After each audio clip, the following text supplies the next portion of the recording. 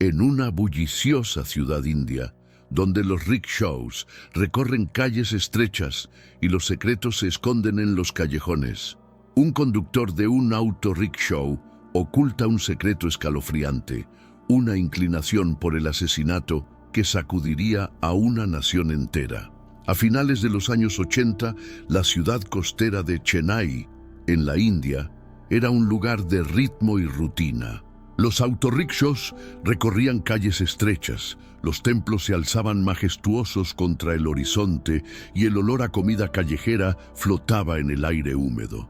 Era una ciudad de gente trabajadora, unida por la familia, la tradición y el ritual. Pero bajo la superficie de esta bulliciosa metrópolis se escondía una historia de terror que nadie vio venir. Un siniestro asesino en serie que se aprovechaba de los vulnerables y desaparecía en las sombras. Este asesino no era un extraño enmascarado, ni una figura encapuchada en la oscuridad. Era un rostro familiar, un hombre que respondía al nombre de Auto Shankar. En 1988, el año del terror comenzó en silencio. La ciudad de Chennai estaba llena de promesas, un lugar al que llegaban los habitantes de las zonas rurales y las mujeres jóvenes de los pueblos pequeños con la esperanza de tener una vida mejor. Entre ellas se encontraban las mujeres jóvenes que trabajaban en bares de baile y formaban parte de la vida nocturna, una profesión que la sociedad a menudo menospreciaba. Fue en este subconjunto de la población ignorado donde Auto Shankar encontró sus objetivos. Gauri Shankar, o Auto Shankar como llegó a ser conocido, utilizó su puesto de conductor de rickshaw para explorar las calles de la ciudad y encontrar a sus víctimas. Shankar conocía la ciudad como la palma de su mano, conocía cada atajo, cada callejón oculto y cada parte de la ciudad donde la presencia policial era escasa. Al principio, las desapariciones eran esporádicas.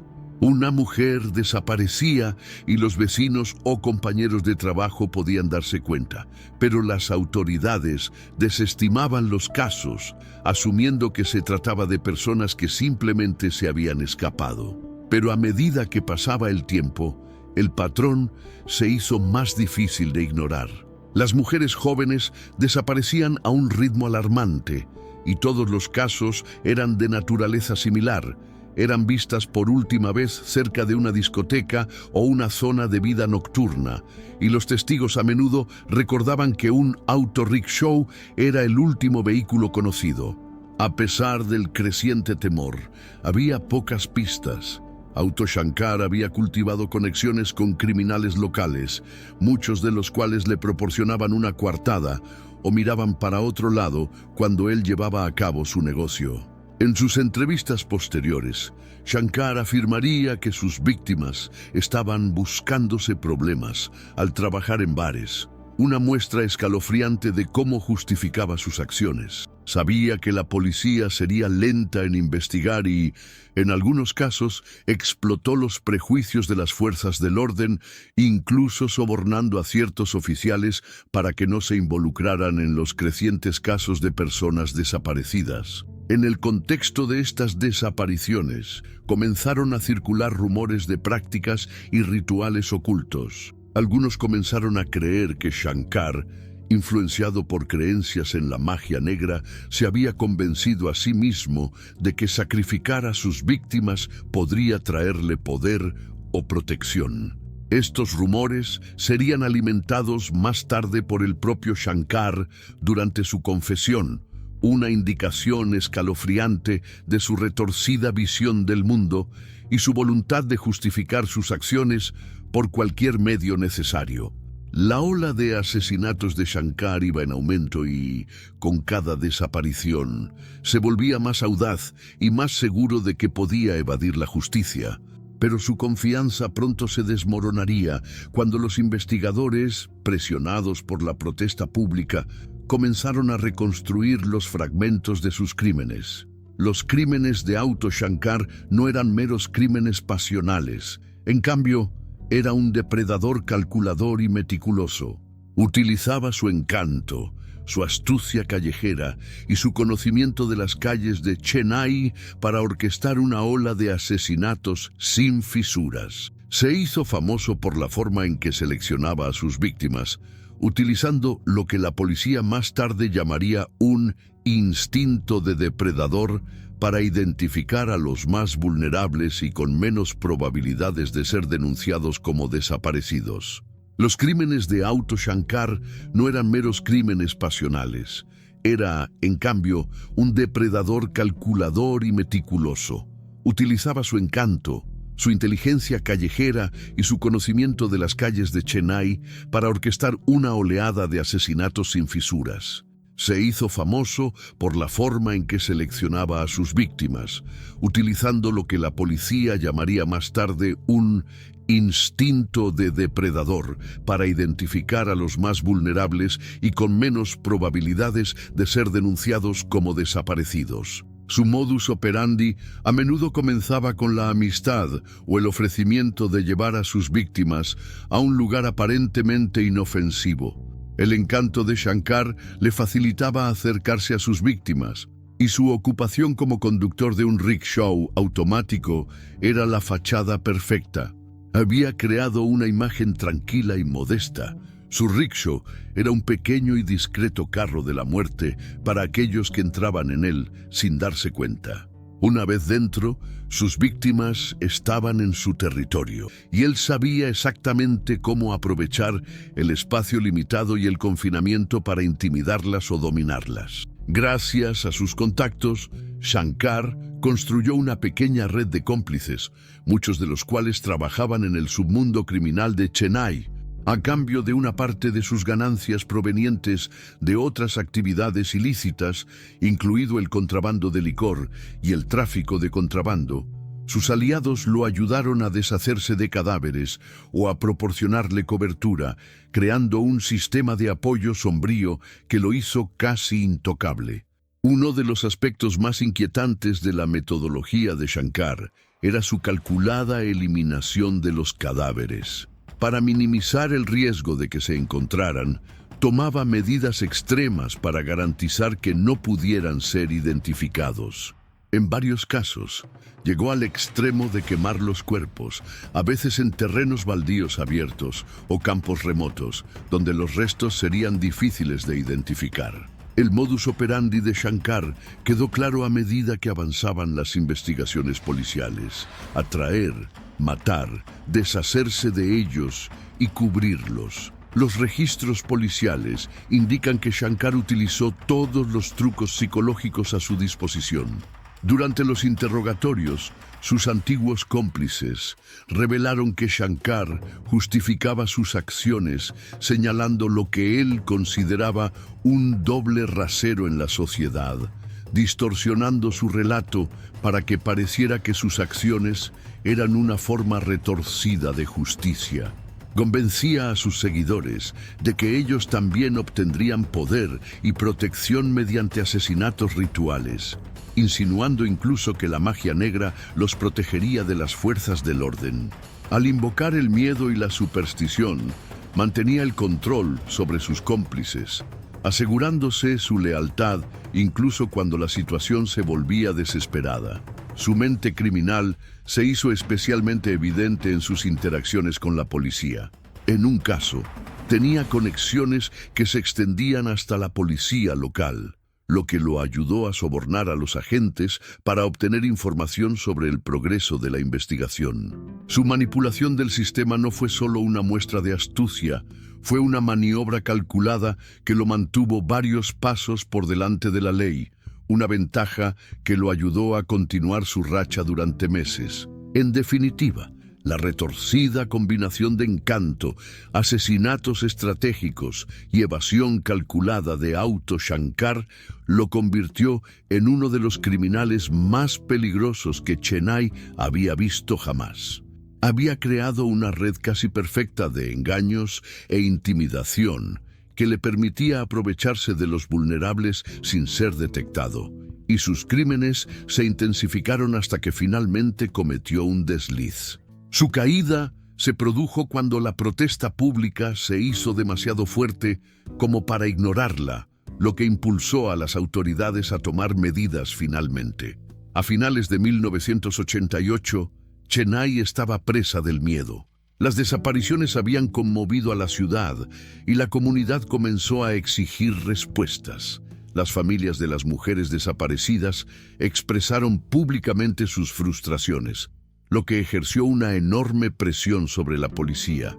Las autoridades, sintiendo la presión, intensificaron sus investigaciones y lo que descubrieron superó las peores pesadillas de cualquiera. El caso dio un giro horroroso cuando las autoridades recibieron una pista anónima que las dirigía a un páramo abandonado cerca de la planta de tratamiento de aguas residuales de Periyar Nagar. Lo que descubrieron allí atormentaría a los investigadores y repercutiría en toda la India. Bajo un sol abrasador, el equipo de búsqueda examinó el terreno accidentado. La policía desenterró restos carbonizados, fragmentos de esqueletos, huesos parcialmente quemados y prendas de vestir personales que fueron suficientes para confirmar que algo horrible había sucedido allí. Fue un hallazgo devastador. El estado de los restos, quemados y desmembrados, reveló las medidas extremas que había tomado el asesino para ocultar sus huellas. Los cuerpos estaban tan quemados que la identificación era casi imposible.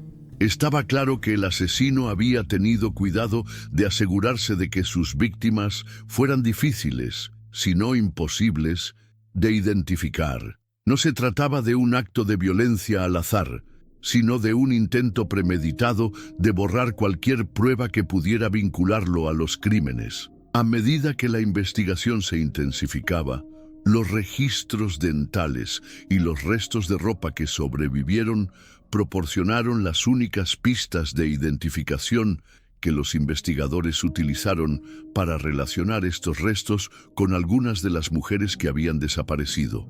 La escalofriante escena dejó a los investigadores y al público conmocionados. Pronto se difundieron informes sobre la naturaleza espantosa de estos crímenes y la cobertura mediática alimentó el pánico y la indignación generalizados. La prensa apodó al asesino Auto Shankar, relacionándolo con su auto rickshaw, que los testigos supuestamente habían visto en las zonas donde desaparecieron las mujeres. El descubrimiento también llevó a la policía a comenzar a mapear las áreas que Shankar frecuentaba, con la esperanza de localizar más pistas sobre sus actividades.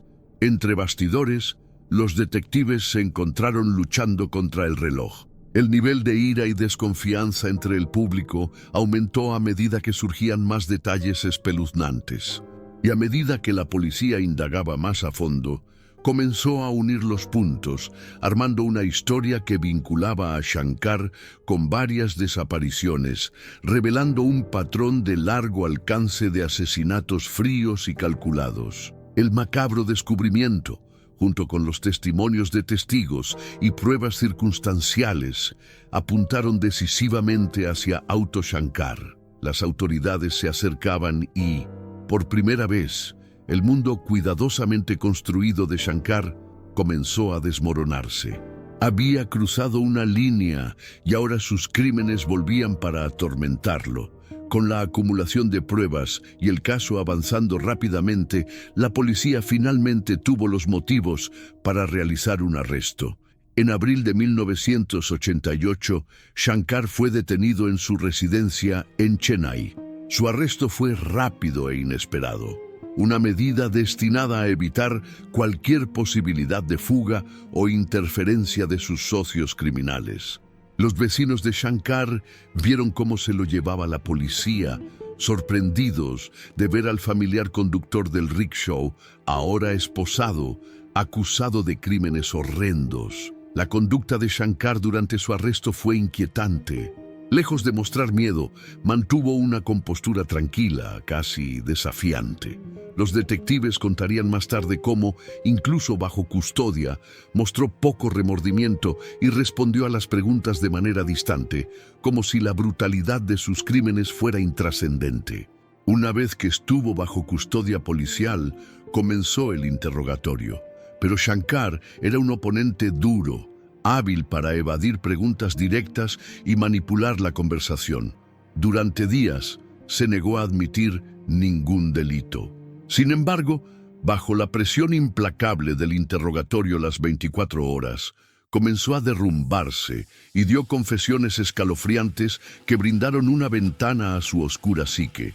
El arresto de Shankar fue una victoria para la policía, pero también expuso una inquietante red de corrupción y complicidad.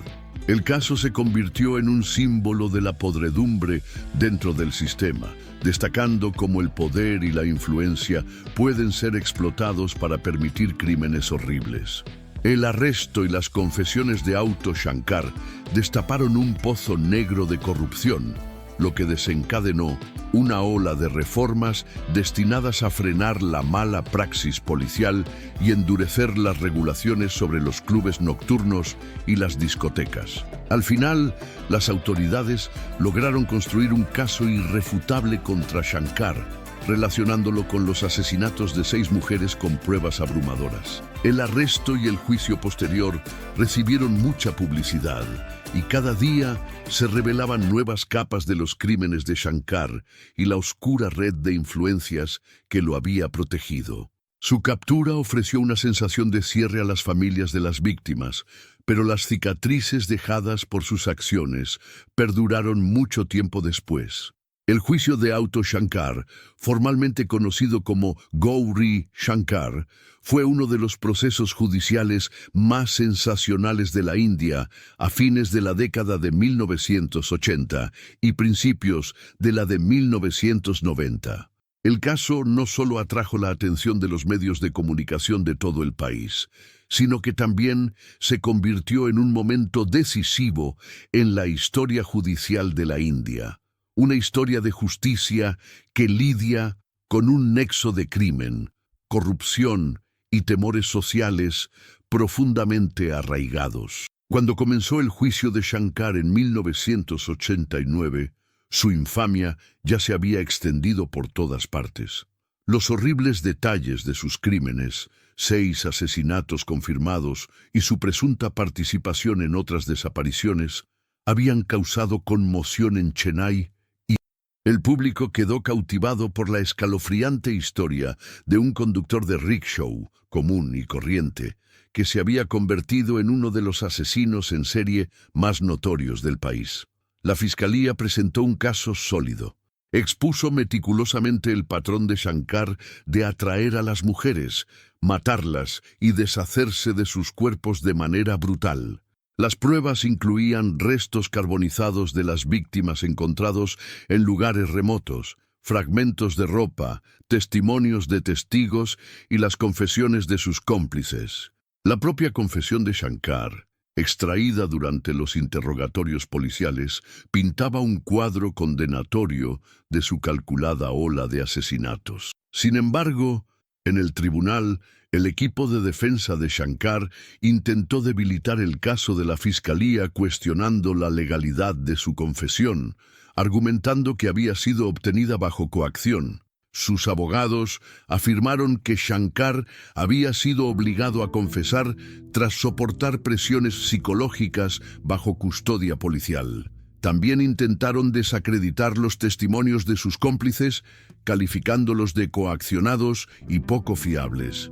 Sin embargo, la Fiscalía refutó estas afirmaciones, aportando pruebas exhaustivas que vinculaban a Shankar con los crímenes, incluidas pruebas físicas recuperadas en las escenas del crimen que lo vinculaban con los asesinatos. Las revelaciones de Shankar obligaron al tribunal a enfrentarse a cuestiones que trascendían su propia culpabilidad y que afectaban a la rendición de cuentas en el ámbito de la aplicación de la ley y a la responsabilidad de quienes ostentan el poder.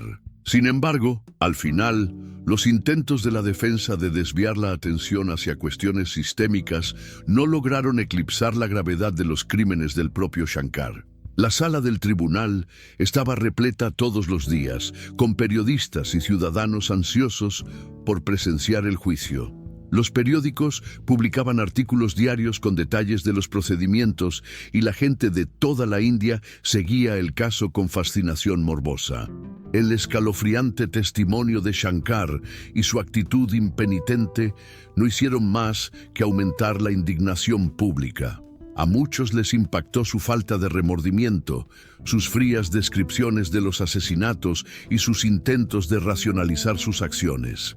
Siguió insistiendo en que era inocente de algunos de los cargos, aunque admitió varios de los asesinatos con detalles explícitos y escandalosos. El relato de la fiscalía, que presentaba a Shankar como un asesino despiadado que se aprovechaba de los más vulnerables sin tener en cuenta la vida humana, resonó profundamente en el jurado y en el público. A medida que avanzaba el juicio, se hizo evidente que el caso no se trataba solo de llevar a un asesino ante la justicia, sino de restaurar la fe en el sistema legal. Después de un juicio agotador que duró varios meses, Shankar fue declarado culpable de 6 cargos de asesinato. El juez, conmovido por la brutalidad y la premeditación de sus crímenes, calificó las acciones de Shankar de inhumanas e imperdonables. En sus comentarios finales, el juez se dirigió directamente a Shankar y lo condenó por el dolor que había causado no solo a sus víctimas y sus familias, sino a la sociedad en su conjunto. El tribunal dictaminó que las acciones de Shankar merecían la pena más severa posible según la ley india. El 31 de enero de 1990, Auto Shankar fue condenado a muerte en la horca. El pronunciamiento del juez supuso un cierre para las familias de las víctimas y fue recibido con agrado por el público, que había seguido el caso con gran interés. Para muchos, la sentencia representó una victoria moral y el restablecimiento de la justicia tras años de sufrimiento. Sin embargo, la sentencia de muerte de Shankar fue solo el comienzo de un prolongado proceso legal. El equipo legal de Shankar presentó varias apelaciones con la esperanza de anular o reducir su sentencia. Sus abogados argumentaron que su confesión había sido forzada y que las pruebas eran insuficientes para justificar la pena de muerte. Sin embargo, la naturaleza de sus crímenes y la abrumadora evidencia en su contra dejaron poco espacio para la compasión en los tribunales superiores. Al final, todas las apelaciones fueron rechazadas y el Tribunal Supremo confirmó su sentencia, declarando que sus crímenes eran demasiado atroces para merecer indulgencia. La pena de muerte de Shankar finalmente se programó para 1995. El 27 de abril de 1995, Auto Shankar fue ejecutado en la horca en la prisión central de Chennai. En las horas previas a su ejecución, según se informa, Shankar permaneció en silencio, mostrando poca emoción. No pidió ninguna última palabra, ni los últimos sacramentos, ni expresó ningún remordimiento por sus acciones. La ejecución marcó el final de uno de los casos penales más notorios de la India. Afuera de la prisión, la gente se reunió, algunos con una sensación de alivio, otros con dolor por las vidas perdidas. Para las familias de las víctimas de Shankar, la ejecución proporcionó un pequeño cierre, aunque el trauma de sus crímenes perduraría mucho después de su muerte.